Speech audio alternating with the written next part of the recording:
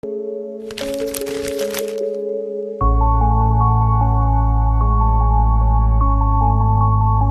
sa Espanya at Pilipinas. Hindi kumukupas ng kagandahan na reklamo. Crispin! Crispin! Kuya! Baka hindi ito mga gamit ngayon ngunit sa hinaharap. Hayaan kitang isituhin ang pangalan ko. Huwag mo lang babastusin ang aking ama. Basilio! Crispin! Mga anak ko! Basilio! Crispin! Ihalay mo ito sa mga magulang. Maraming salamat, mahal ko. Ba't mo yun ginawa? Vamos, magkanta rin ikaw? Pwes, ang pangit naman naman dumadaan. Ho, ala bandera, kami ba yung pinaparinggan mo? Bakit? Natamaan ka ba? At ano yan, labo ba kayo? Wala na siya! Alam niya, alam niya.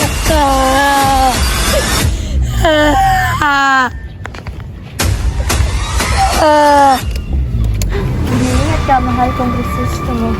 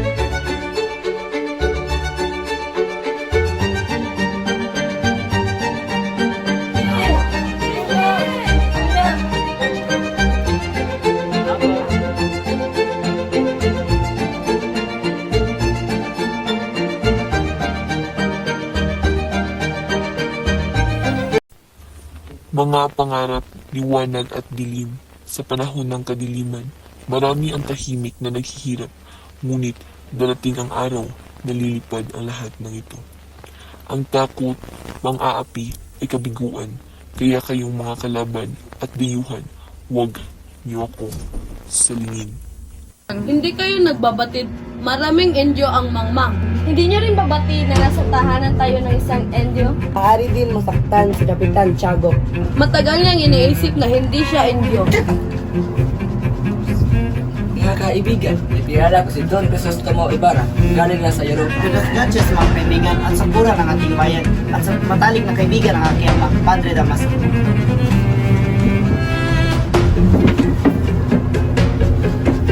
Patawarin niyo po ako sa aking mga kamalian. Hindi kayo nagkakamali. Hindi ako ang tunay na kaibigan ng inyong ama. Ikaw nga ba, anak ni Don Rafael? Opo, Senyor Teniente. Maligayang pagdating. Senyor Ibarra, sa 7 taon sa Europa, ano ang mahalagang natutunan mo? Kalayaan o pagkalingkin ng bayan ang nagdidikta sa kasaganahan nito. Lustayin mo yung yaman ng ganyang idea. Bulag ka ba? Nagpapasalamat ako ng palagay ng loob ng dating kura sa akin. Naway, magpapamanmin na ako. Mahaba-haba pa ang biyahe, may gagawin pa ako bukas. Para sa Espanya at Pilipinas. Lansang ang abala, ang katotohanan masakit. Nalaman ang katotohanan. Hoy, Senyor Ibarra! Oy, Senyor Teniente, ikaw pala yan. Binulat mo ko. Mag-ingat kayo, Senyor. Sana nang araw nangyari sa Tila ba'y may alam ka sa kamatayan ng aking ama? Ano ba ang nangyari? Ang iyong ama ay namatay sa bilangguan. Bilangguan, hindi kaya't nagkakamali ka? Hindi ako maaaring magkakamali. Si Don Rafael ang pinintangan, eri at kalibisyon. Paano nangyari? Paano siya nabilanggo? Sa kasamaan pala, namatay ang kolektor. Pagkatapos ng insidente, ikinulong ang iyong ama at kunakwil ng lahat pinabintangan ng eri at kalibisyon. Sa kulungan, nabagsak ang iyong kalusugan at doon siya namatay. Kaya pala hindi sinabi na Kapitan Tiago ang dahilan. pagmamahal at pangangamba, magkahalong damdamin sa kanilang muling pagkikita.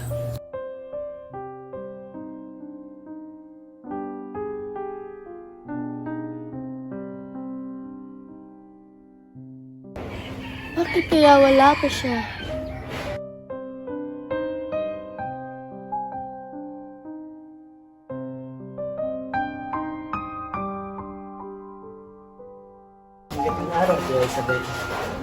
Magandang araw din, Eve. Nandito si Maria Clara.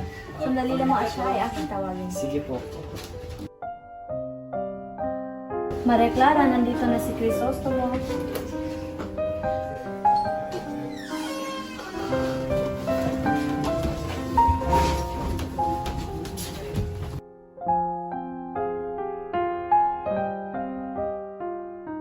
Hindi kumukupas yung kagandahan, Maria Clara. Nakapunta ka lang sa Europa at tila tumamis na ang iyong mga salita. Marami na siguro mga babaeng nabola mo doon. Labis ako nagpapasalamat na pinagkasundo ni kasal sa isang magandang babae. Ikaw. Binubola mo na naman ako. Mahal ko, labis ako namumulila sa iyo. Higit akong nangungulila, Crisostomo. Kailangan ko nang umuwi sa San Diego. Bukas ay araw ng mga patay.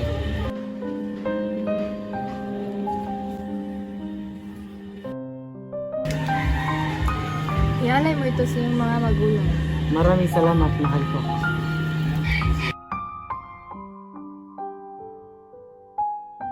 Iingat ka, mahal kong Crisostomo.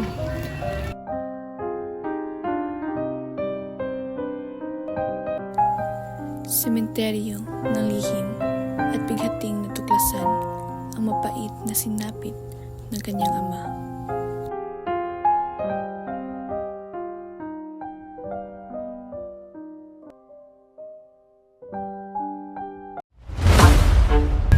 Nasaan ang libingan ng aking ama? Magandang umaga, nasa naman ang krus na tininik ito? Sinunod ko yun. Sinunog? Bakit mo yung ginawa? Napautusan lang po ako ng aking kura, senyor. At ang bangkay ng aking ama nasaan? Sabi ng kura, ilibing ko daw sa libingan ng mga insek. At ginawa mo? Pasensya na, senyor. Masyadong mabigat. At umulan pa na gabi iyon, kaya tinapon ko na lang sa ilog.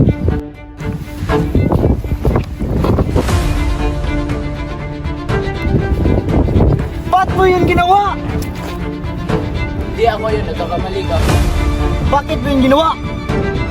Anong hindi? Sumugot ka! Hindi ako, si Padre Damaso, siya ang naruto sa akin.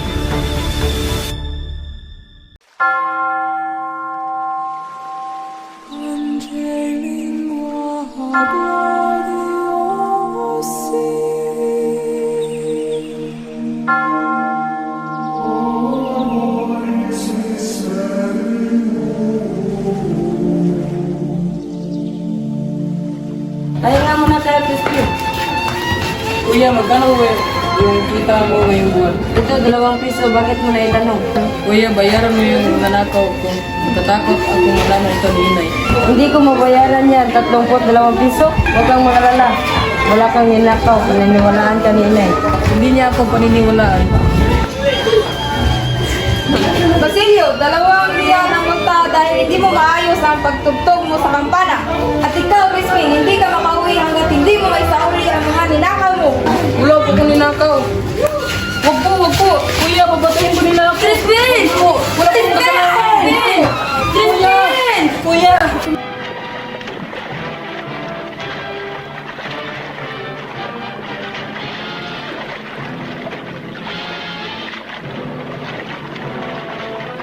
Gutom na siguro ang mga anak ko. May pagkain ba? Nasaan? Bilisan mo.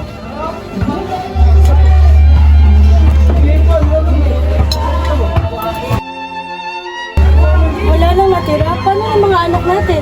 Ani ngayon, may reklamo ka. Asan ang mga bata natin? Nasa kumbento pero pauwi na sila. Kawawa naman ang mga anak ko. Inay! Inay! Anak ko, bakit ka nataranta? Si Crispin po, naiwan sa kumbento. Nakatakot na po ako. Binagbintangan po siyang magnanakaw. Bakit ba kailangan natin magdusa? Dahil ba mahirap lang tayo? Inay, Diyos ko, anong gagawin ko? Sa ilalim ng mapang-aping lipunan, inay nagdurusa hawak ang hinagpis ng pagkawalan.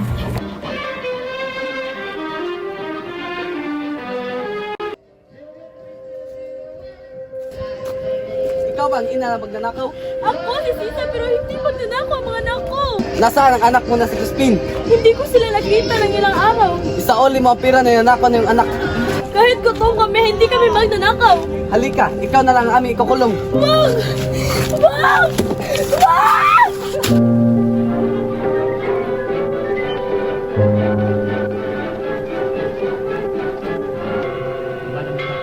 Basilio! Crispin! Mga anak ko! Ah! Basilio! Crispin! Crispin! Naghahanap ng kaliwanagan sa gitna ng pagdududa.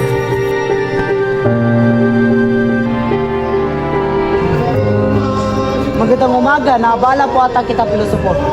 Nandito ka pala ngayon, Gino. Ano mo ipaglingkod ko sa'yo? Bakit ka po sumusulat ng hieroglipiko? Sumusulat ako para sa hinaharap. Baka hindi ito mga gamit ngayon, ngunit sa hinaharap. Ang mga salinlahi ay matatalino. Ano ba ang wika na ginagamit niyo? Sa sariling wika nating Tagalog. Maaari bang gamitin ang hieroglipiko ang Tagalog? Maaari, higit na mas mabuting gamitin ang alpabetikong Pilipino kaysa sa Latin. Nais ko sanang magpatayo ng paralan bilang paalala sa aking kasintahan. Balaw na pangarap yun. Pero kailangan mo magpagtulungan sa dapat na tao. Niwala po ako na mangyayari ang aking mga plano. Huwag mo na yung gawin ang iyong mga plano.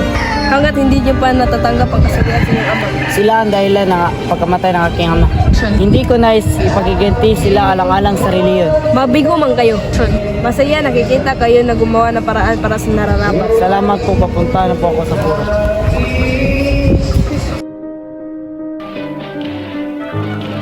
Sa gitna ng kalayaan, naglalagablab ang tensyon laban sa muling bubukas ang mga sugat.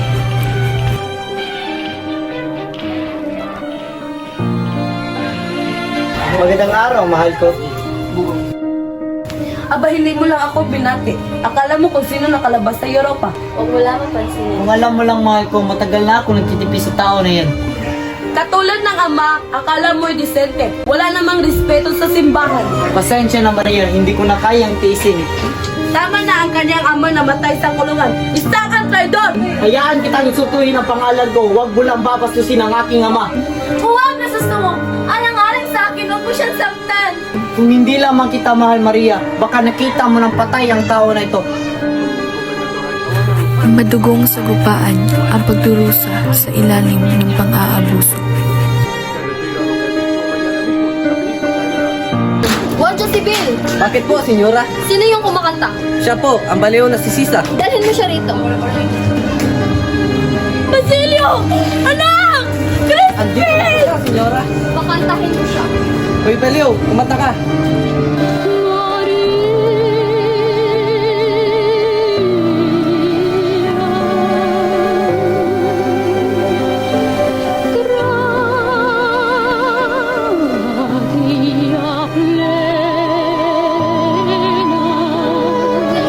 Pwede na kayong umalis. Salamat po, senyora.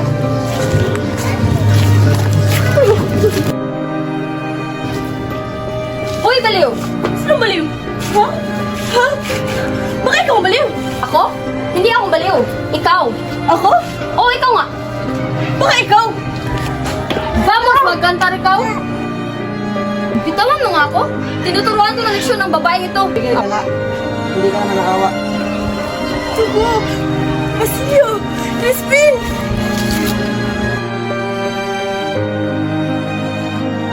Basilio! Crispin! Gamutin ang babae ito at parating sa tahanan ng Ibarra.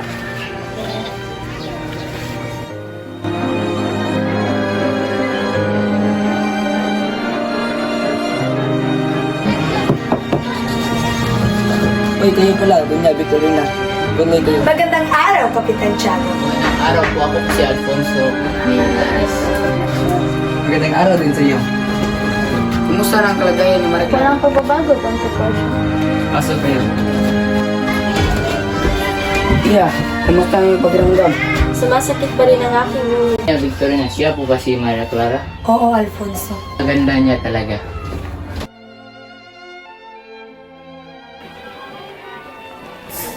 Nagsanib ang kalungkutan at nag-aasam ng bagong pag-ibig. Galing aral, Padre Damaso. Nasaan siya? Nagpahinga sa kanin silid. Maya Clara! Padre Damaso, salamat sa iyong pagbisita sa akin. Labis ako nag-alala sa iyo, iya. Magpagaling ka agad.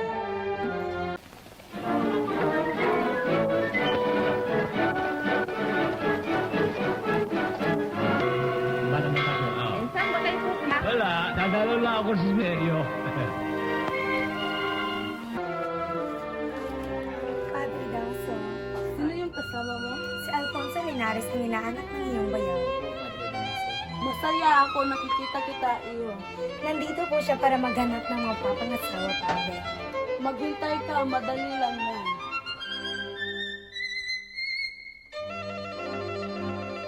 Pwes, ang pangit naman naman dumadaan. Hoy, labandera, kami ba yung pinaparinggan mo? Bakit? Natamaan ka ba? At ano labandera? Gusto mo labhan ko yung kulot mong buhok, ha? Hoy! Matanda magkukula pa rin. Sino ka naman kung makapagsalita ka? Anong gusto mo, ha? Away? Hindi lang kayo para ng mga bata. Hoy, Alvarez! Pagsabihan niya, asaw mukhang makukulang. Kung hindi ka lang isang babae. Tara na namin kayo na. Wala tayong mapapala sa mga tiyan. Pre, ang kapal ng mukha mo!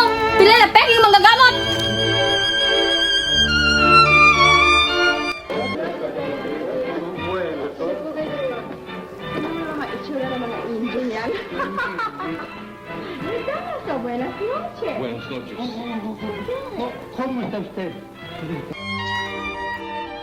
Ako. Elias. Senyor Ibarra. Umalis na po kayo sa lugar na ito dahil hindi ligtas ang lugar na ito. Anong ibig mong sabihin? May pag-asa na magaganap at kayo po ang pagbibintangan na may pasimuno nito. Sino ang? Hindi ko po alam kung sino ang may kapakanan nito, senyor.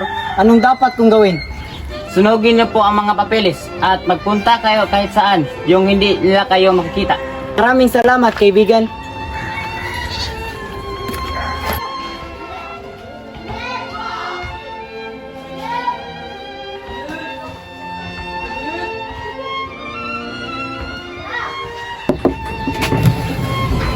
Gusto mo? Patawarin mo kung mahal ko. Ito na ang huli nating pagkikita. Kailangan ko nang umalis sa lugar na to. Huwag mong sabihin yan.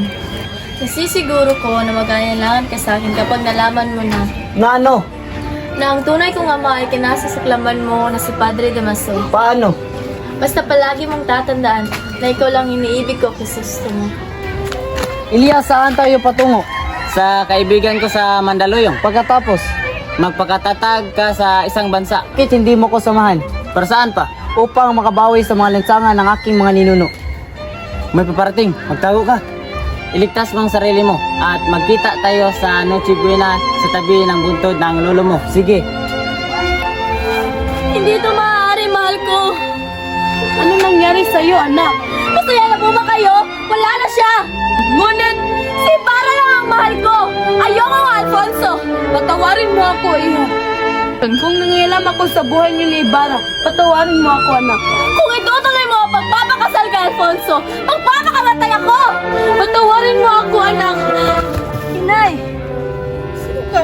Ako ito, si Basilio, ang anak ko. Di kita kilala! Huwag kang matakot sa akin, Inay. Inay! Inay! Iho, Sino kayo? anong balak mong gawin sa iyong inay? Gusto ko siyang ilibing sa sementeryo, ngunit wala akong sapat na pera. Kumuha ka na lang ng panggatong. Malapit na ang kamatayan ko.